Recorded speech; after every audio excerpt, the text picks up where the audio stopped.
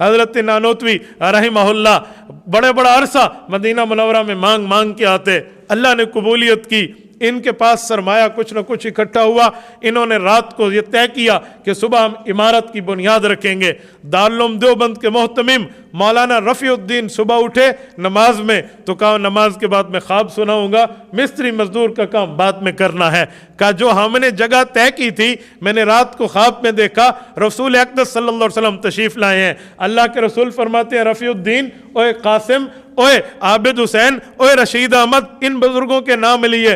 कहा यार तुमने तो बहुत छोटी जगह अपने लिए मुरत्तब की है, यहाँ से तो दुनिया फैज़ पाएगी, इस जगह को बढ़ा दो।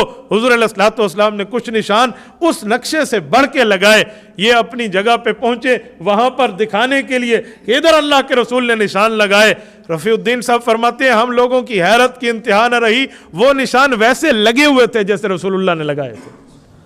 खुद साकी कौसर ने रखी मैं खाने की बुनियाद यहाँ, तारीख़ मुरत्तब करती है दीवानों की रोदाद यहाँ। ये दारुल उलूम देवबंद के तिराने के अल्फाज हैं। वो मस्जिद आज भी वो जगह मदरसे की कायम है, उसे बारादरी कहते हैं दारुल उलूम देवबंद में। ये बारादरी वो जगह है जहाँ किसी तालिब इल्म को सबक याद ना हो, वो किताब उठा के वहाँ चल दे और एक नज़र अपने सबक पे फेर दे, उसे ज़िंदगी के लिए सबक याद हो जाता है। ये वो मुक़द्दस मकाम है। हज़रत नानोतवी रहमहुल्लाह खुद फरमाते हैं मैंने रात को ख्वाब देखा, मुझे खाना काबा की छत पे जाने का इत्तेफाक हुआ। मैं खाना काबा की छत पे ठहरा हूँ, मेरे हाथ की 10 उंगलियाँ, 5 दाएं 5 बाएं, इनसे फव्वारे फूट रहे हैं, चश्मे फूट रहे हैं, लोग उनसे पानी पी रहे हैं। इनके असातिज़ा ने जवाब दिया कि आपके उलूम पूरी दुनिया में जाएंगे और लोगों ने फैज़ हासिल करना है। आपके उलूम ने पूरी दुनिया में जाना है। खाना काबा की छत पर कोई चीज़ आम हो जाए ये फैज़ हासिल करने की निशानी होती है।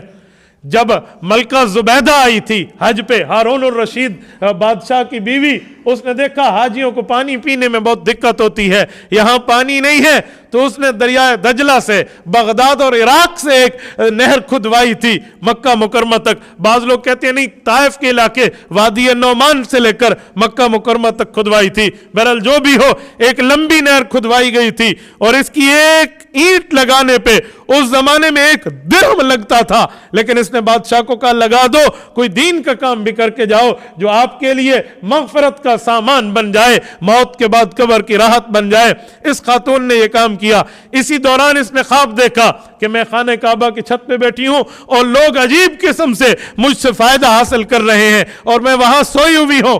और उलमाए वक्त ने, मुअब्बिरीन ज़माना ने इनको ताबीर दी कि आप ऐसा काम करोगी पूरे आलम उससे फ़ायदा लेगा, और इनने नहर खुदवाई। आज भी अगर आप अराफात में जाएं, वहाँ से मुज़दलिफ़ा आने के लिए मीना के रास्ते में मशअरुल हराम के साथ आज भी निशानात और आसार बाकी हैं, उसे नहर ज़ुबैदा कहते हैं।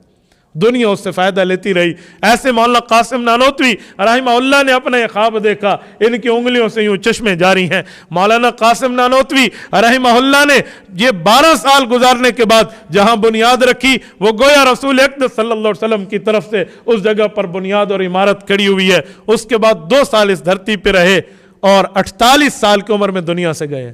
हज़रत नानोतवी ने 48 साल की उम्र में अपनी उम्र वालों से बढ़ के वो काम किया है कि रहती दुनिया तक उसे याद रखेगी। और इनके उलूम ऐसे थे, इनके फ़नून ऐसे थे, इनकी इस्तिदलाल और बातें ऐसी थी कि दुनिया दंग रह जाती। शेखुल हिंद मौलाना महमूद हसन, जो मौलाना इलियास दहलवी तबलीगी जमात के बानी के उस्ताद हैं, मौलाना अशरफ अली थानवी के उस्ताद हैं, हज़रत मौलाना अनवर शाह कश्मीरी के उस्ताद हैं, शब्बीर अहमद उस्मानी रहमहुल्लाह के उस्ताद हैं, मुफ्ती किफ़ायतुल्लाह दहलवी रहमहुल्लाह के उस्ताद हैं। ये फरमाते हैं कि मेरे उस्ताद हज़रत नानोतवी जब फौत हुए तो मैंने फ़लसफ़ा, मंतिक, दलाइल ये पढ़ाना छोड़ दिया। मैंने कहा अब मैं कुछ और सब्जेक्ट पढ़ाऊँगा। किसी ने कहा हज़रत ये आप क्यों नहीं पढ़ाते? कहा इन उलूम को इसीलिए पढ़ाता था कि मैं अपने असातिज़ा की बात हज़रत नानोतवी की गुफ्तगू की तह तक पहुँच पाऊँ कि उनकी बात का मतलब क्या है। कहा अब वो चले गए, अब सारे तुम और मुझ जैसे हैं, मैं इन उलूम को पढ़ाए बगैर भी तुम्हारी बातें समझ सकता हूँ। मौलाना कासिम नानोतवी रहमहुल्लाह को अल्लाह ने वो रुतबा अता फरमाया था। हज़रत नानोतवी इतने जो है ना वो तकब्बुर से इतने दूर थे कि कभी किसी किस्म के तकब्बुर को इख्तियार न किया। कोई मसला पूछने आता मस्जिद की सैन में उसके साथ बैठ जाते। कहते हैं लिबास ऐसे पहनते थे कि लोग समझते थे ये हमारे जैसा मजदूर है। एक दिन ऐसा हुआ, ये बाजार में जा रहे थे बिल्कुल सादा किस्म का बन के, تو एक मजदूर ने देखा तो उन्होंने पूछा भाई, उन्होंने समझा हमारी बिरादरी का बंदा है, उन्होंने कहा भाई आज कपड़े का भाव क्या चल रहा है?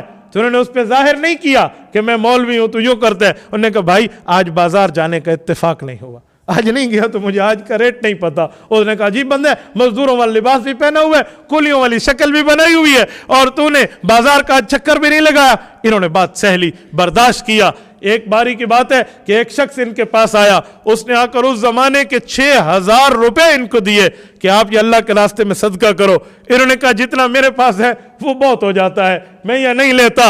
उसने कहा हजरत ये ले लें, आप किसी और कार खैर में लगा दें। कहा मैं इसका अहल नहीं हूं। उन्होंने कहा हजरत आप इसके अहल हैं? कहा मैं अहल नहीं हूं। उन्होंने कहा अच्छा दलील दें, मैं पैसे वापस ले लूंगा। उन्होंने कहा मैं अहल होता तो अल्लाह मुझे देते, इस काम का अहल तू है, रब ने तुझे दिया है, तू आगे सदका कर दे।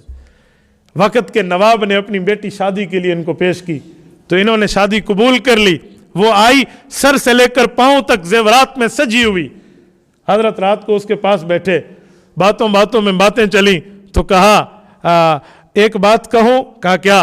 कहा तुर्की के मुजाहिदीन इस वक्त ज़रूरतमंद हैं और उन्हें इमदाद चाहिए, आप और मेरा साथ गुजर जाएगा, इस सोने को आप क्या करोगी? मैं तरगीब देता हूं, अगर चाहो तो उन्हें दे दो, सख्ती नहीं करता, बाकी तेरी मर्जी है। उसने कहा जी ठीक है। बेटी ने बीवी ने उतार के दे दिया, इन्हें वहां भेज दिया। सुनिए, जब 4-7 दिन बाद बीवी घर गई तो वो अपने बाप के घर जाके बैठ गई। कहा मैं नहीं जाती, ये तो मौलवी मुझसे सोना लेकर भी चला गया। बाप ने कहा कोई और शिकायत हो तो बता। कहा मुझे अखलाक की और कोई शिकायत नहीं है, लेकिन मेरा सोना चला गया। बाप कहने लगा बेटा अब शादी के बाद तेरा घर बाप का घर नहीं है, तेरा घर वो है जो तेरे शोहर का घर है। मैं उतना सोना और दे देता हूं, मुझे सोना देने में हर्ज नहीं है, लेकिन बाप के घर न बैठना, जाओ अपने शोहर के घर जाओ। उन्होंने उतना सोना दिया, फिर वापस आई। हजरत नानोतवी तक बात आ गई कि वजह नाराजगी है। इन्होंने रात को बैठ के कहा जाने मन बात ये नहीं थी, बात ये थी कि सोना चांदी रखो और ज़कात न दो तो ये कब्र में सांप और बिच्छू बन जाएंगे।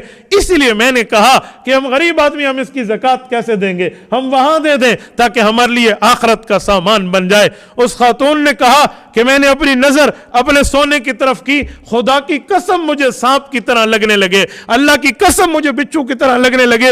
वो उतार उतार के फेंक रही। इन्हें कहा क्यों फेंक रही? कहा वल्लाह अब मुझे भी सोना चांदी नहीं लग रहा, मुझे भी अब ये सांप और बिच्छू लग रहे। एक तवज्जो में रब ने वलीउल्लाह बना दिया, एक नजर ने कहां पहुंचा दिया। इसे कहते हैं अफलाक से खींची जाती है, सीनों में उतारी जाती है। तौहीद की मैं सागर से नहीं, नजरों से पिलाई जाती है। रब ने इनको वो रुतबा, ऐसा मकाम अता फरमाया था। अल्लाह रब्बुल इज्जत ने इस शख्स से गुर्बत के आलम में वो काम लिया है कि 4 दांगे आलम में हजरत नानोतवी रहमहुल्लाह का नाम गूंज रहा है। इनके पोते हैं हकीमुल इस्लाम कारी मोहम्मद तैयब कासमी। ये वो बुजुर्ग हैं जिनसे मौलाना अलाउद्दीन रहमहुल्लाह ने हदीस पाक पढ़ी है। मौलाना कासिम नानोतवी के पोते हैं कारी मोहम्मद तैयब कासमी रहमहुल्लाह। ये फरमाते हैं अफ्रीका के एक बार जंगलात में मुझे जाने का इत्तेफाक हुआ। मैं एक जगह गया बिल्कुल जजीरे और एक जंगलात किस्म से गुजर के, तो मुझे लोगों ने कहा यहाँ एक आलिम रहते हैं, अगर हम उनकी ज़ियारत के लिए चले जाएं, वो बूढ़े हैं, वो नहीं आ सकते, आप जवान हो, आप चलो। कहते मैंने कहा जी मुझे ले जाएं। मैं उस आलिम के पास गया, तारुफ हुआ, मैं हिंदुस्तान से आया। वो बड़े खुश हुए, मुझे मिले, मेरा माथा चूमा। तारुफ में पूछा बेटा आपका नाम क्या है? मैंने कहा मेरा नाम अहमद है। कहा अहमद? अहमद किसका बेटा? मैंने कहा मोहम्मद कासिम नानोतवी का बेटा। वो रो पड़ा आलिम। उसने कहा अल्लाह की कसम दारुल उलूम देवबंद हक है, उलमाए देवबंद हक हैं। कहा हज़रत आप कैसे कहते हैं?